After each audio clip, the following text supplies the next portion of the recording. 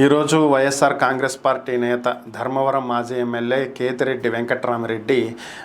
మాట్లాడటం జరిగింది. ఆయన ఒక రిలీజ్ చేసినటువంటి ఒక వీడియోలో మాట్లాడినటువంటి అంశాలు ఒకసారి పరిశీలించినట్లయితే,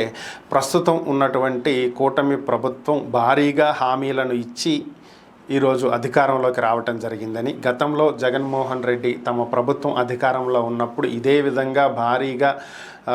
సంక్షేమ పథకాలను అమలు చేసినటువంటి నేపథ్యంలో తాము గెలుస్తాము అని అనుకున్నప్పటికీ ప్రజలు ఎలాంటి తీర్పునిచ్చారో అందరూ కూడా చూశారని, అయితే ఇప్పుడు అవి అమలు చేయాలి ఇవి అమలు చేయాలి అని చెప్పి చూడాల్సినటువంటి అవసరం లేదని, గత ప్రభుత్వంలో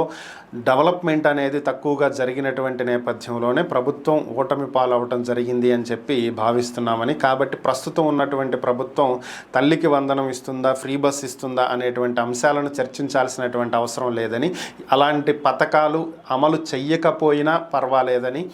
కానీ అభివృద్ధి మాత్రం చేయాలని ఇప్పుడు ఉన్నటువంటి కూటమి ప్రభుత్వం సంక్షేమ పథకాల మీద దృష్టి పెట్టకుండా అభివృద్ధి మీద దృష్టి పెడితే బాగుంటుంది అని చెప్పి ఆయన సలహా ఇవ్వటం జరిగింది. అలాగే ప్రస్తుత ప్రభుత్వం ఇప్పుడే ఏర్పడింది కాబట్టి, అందులోనూ ఆంధ్రప్రదేశ్ అనేది చాలా ఇబ్బందుల్లో ఆర్థికంగా ఉన్నటువంటి నేపథ్యంలో